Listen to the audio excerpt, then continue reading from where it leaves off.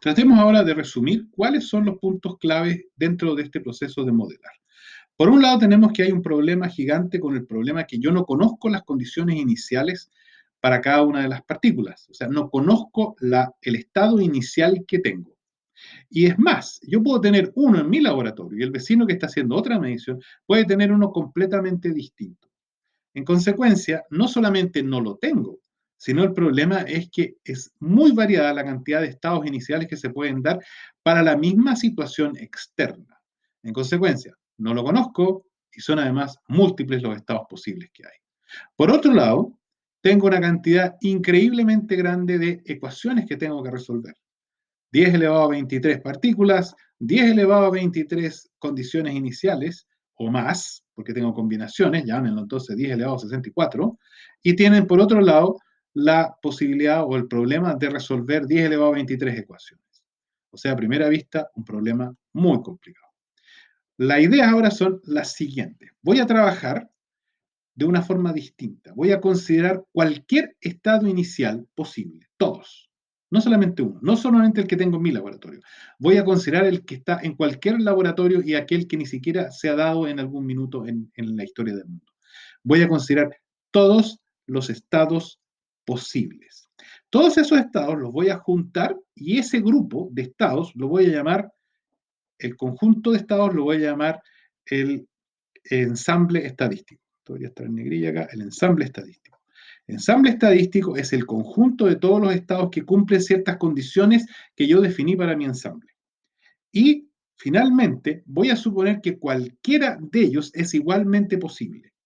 En consecuencia, si yo ahora tengo que son todos igualmente posibles y condiciono y digo cuál es la posibilidad de que exista cierto subgrupo de estados que cumplen cierta condición, que tengan cierta velocidad, alguna partícula, energía, etcétera, puedo calcular la cantidad de estos que hay y la puedo dividir con los que hay totales, con lo cual me da una probabilidad de encontrar el sistema en una condición bien especial.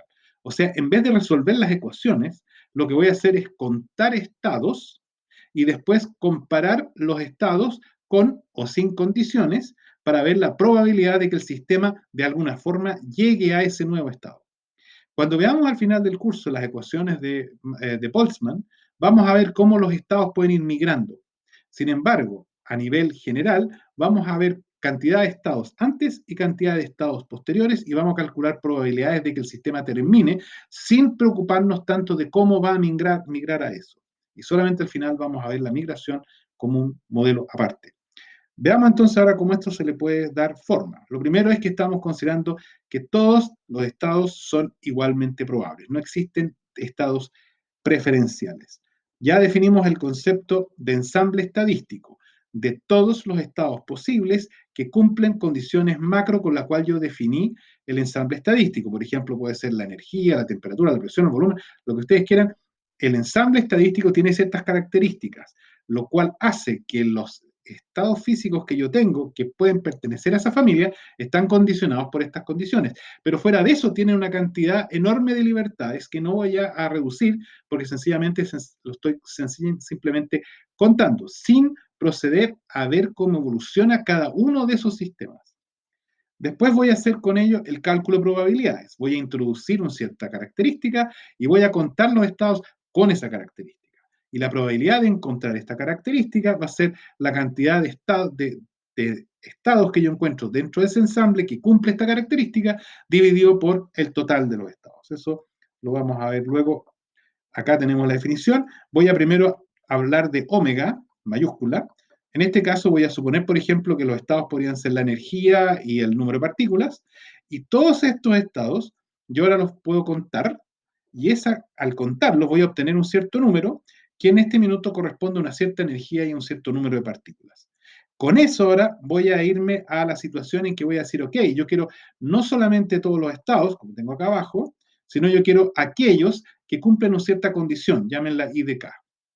Y en ese caso, lo que voy a hacer es contar ahora aquellos estados dentro del ensamble que cumplen esta condición I de K. Y cuando yo ahora divido la cantidad de estados que cumplen I de K con la cantidad total de estados, lo que obtengo es la probabilidad de encontrar bajo estas condiciones que el sistema cumpla la propiedad IDK.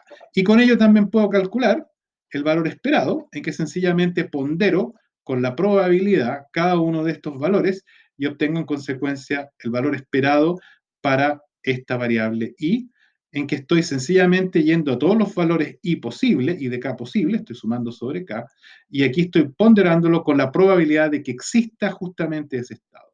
O sea, resumiendo, primero partimos con la misma probabilidad para todos los estados, agrupamos estados por un ensamble estadístico que cumple ciertas características que definen qué es lo que son los estados que cuadran dentro de eso, y después yo modifico ciertas condiciones para ver cuáles son de esos estados aquellos que cumplen cierta característica para poder determinar la probabilidad de que exista ese estado. Y con eso puedo después calcular, ejemplo, valores que yo mido en el laboratorio, que son valores esperados de ciertos parámetros claves que van a afectar todos los ensambles o el número de ensambles que puedan existir bajo ciertas condiciones.